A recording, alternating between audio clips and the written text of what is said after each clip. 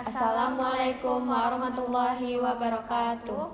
Perkenalkan, sebelumnya kami dari kelompok 2 yang beranggotakan saya Yasmin Wasya Iskandar, Saya Kalisa Alaya. Saya Nabila Zahra Pulungan. Saya Nahida Layuni Mazidah. Dan saya Agharini Ghazali. di sini kami dalam rangka memenuhi tugas mata kuliah usul fikih yang diampu oleh Pak Rusdi akan mendiskusikan mengenai penggunaan teknologi blockchain dalam transaksi bisnis. Sebelum memulai diskusi, baiknya kita mengetahui apa itu blockchain. Secara sederhana, blockchain itu adalah teknologi yang digunakan untuk menyimpan data transaksi secara digital dengan menggunakan kriptografi. Blockchain terdiri dari blok-blok yang saling terhubung, membentuk rantai transaksi yang tidak bisa diubah atau dipalsukan.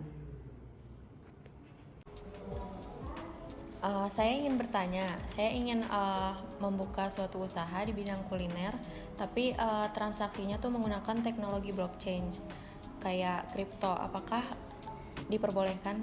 Bagaimana opini kalian? Baik, pertama-tama saya merasa kita harus sangat berhati-hati dengan teknologi ini, dan kita harus dalam hal ini merujuk pada Al-Quran dan Hadis serta sumber-sumber klasik lainnya.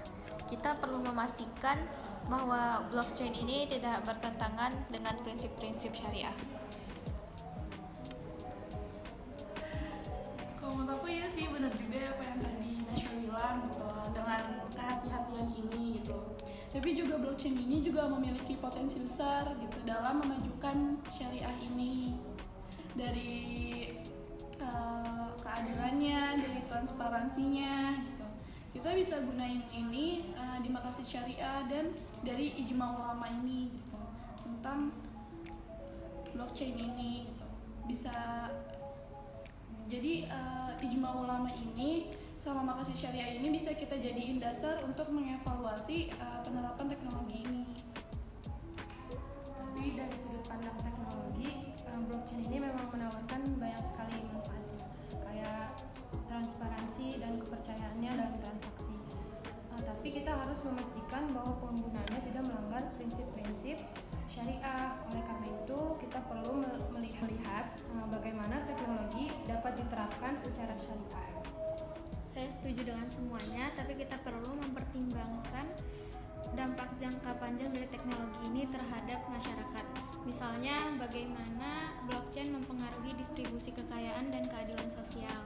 Semua ini harus kita pertimbangkan dalam keputusan kita. Jadi sebelumnya kita pertama-tama harus memikirkan manfaat dan potensi risiko yang akan diadakan oleh blockchain ini. Seperti penggunaan blockchain dalam transaksi bisnis tadi, kita harus memikirkan apakah teknologi ini dapat menyebabkan gharar atau ketidakpastian atau riba. Yang sebagaimana kita tahu, memang blockchain dan kripto itu masih memiliki ketidakjelasan dan masih abu-abu.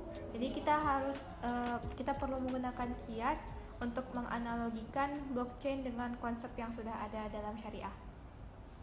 Tapi kalau menurut aku selain ngegunain kias, kita juga bisa ngegunain itu istisan sama masalah gitu untuk menilai teknologi blockchain ini.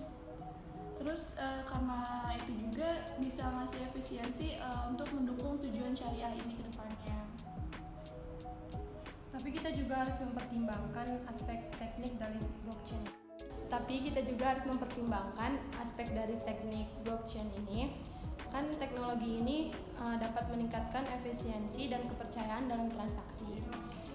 Tapi kita juga harus mastiin bahwa implementasinya tidak bertentangan dengan prinsip dasar syariah. Saya setuju dengan semuanya, namun kita harus mempertimbangkan dampak jangka panjang dari teknologi ini terhadap masyarakat. Blockchain seringkali berhubungan erat dengan kripto yang masih memiliki gharar yang besar karena ketidakpastian nilainya.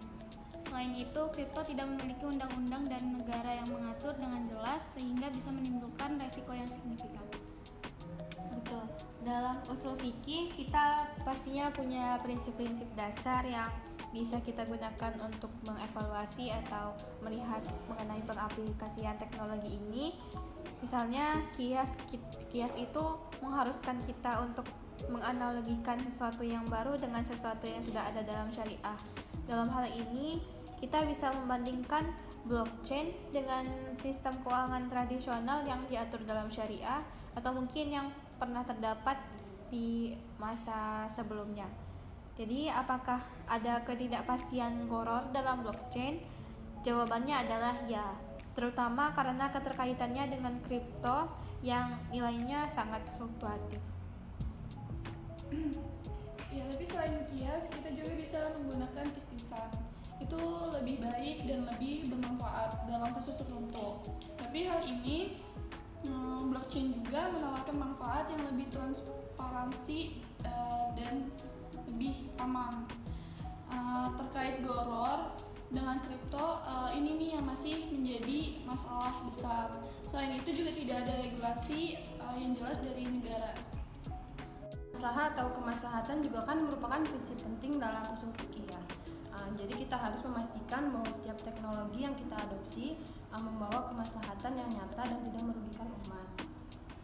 Blockchain atau kripto kan meskipun menawarkan beberapa manfaat, masih memiliki resiko besar yang bisa merugikan masyarakat, kayak ketidakpastian nilai dan potensi untuk digunakan dalam kegiatan ilegal. Benar, kita juga harus mempertimbangkan muqassidah syariah, yaitu tujuan utama dari syariah yang mencakup perlindungan agama, jiwa, akal, keturunan, dan harta. Blockchain ini terkait dengan kripto dapat menimbulkan resiko terhadap harta karena ketidakpastian dan fluktuasi nilai. Selain itu, tanpa regulasi yang jelas, penggunaan bisa melanggar prinsip-prinsip keadilan dan kemaslahatan. Nah, untuk Kalisa yang tadi ingin menggunakan blockchain dalam bisnisnya, kita pasti bisa mencari teknologi alternatif yang mungkin bisa digunakan. Kami bisa merekomendasikan penggunaan sistem database terpusat yang memberikan transparansi dan keamanan dalam transaksinya. Pasti ada selain blockchain ini. Sistem seperti itu tuh karena sudah banyak dan digunakan dan bisa diatur dengan lebih baik sesuai dengan prinsip-prinsip syariah. Tapi dengan sistem akuntansi dan audit yang ketat juga, itu kita bisa menjadikan itu solusi. Dengan demikian, kita tuh bisa memastikan kejujurannya dan transparansinya dalam bisnis. Jadi tanpa mengandalkan teknologi, juga kita masih yang tidak memiliki banyak kepastiannya.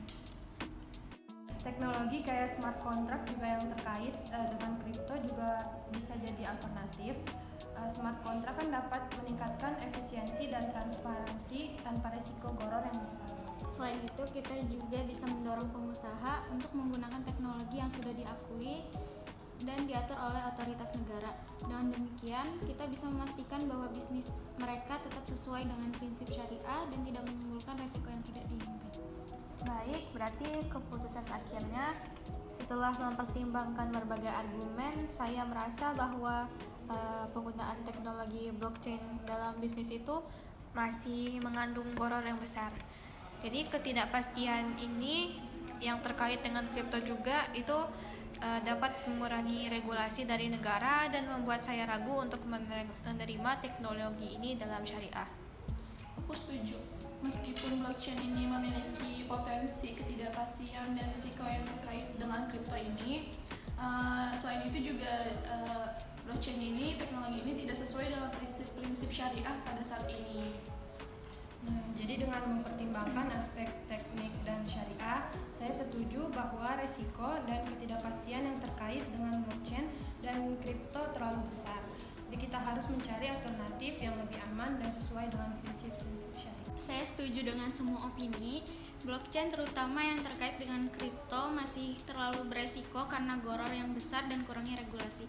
Kita perlu mencari solusi yang lebih stabil dan sesuai dengan syariah. Oke, jadi setelah melakukan musyawarah tadi, kami sepakat bahwa penggunaan teknologi blockchain dalam transaksi bisnis tidak diperbolehkan dalam Islam karena terkait erat dengan kripto yang memiliki gharar besar dan tidak diatur dengan jelas oleh undang-undang negara. Alternatif lain yang dapat digunakan oleh perusahaan adalah teknologi database terpusat yang memberikan transparansi dan keamanan dalam transaksi tanpa mengandung gharar atau resiko yang besar. Sistem akuntansi yang ketat dan audit berkala juga bisa menjadi solusi untuk memastikan kejujuran dan transparansi dalam bisnis. Sekian diskusi kami mengenai blockchain.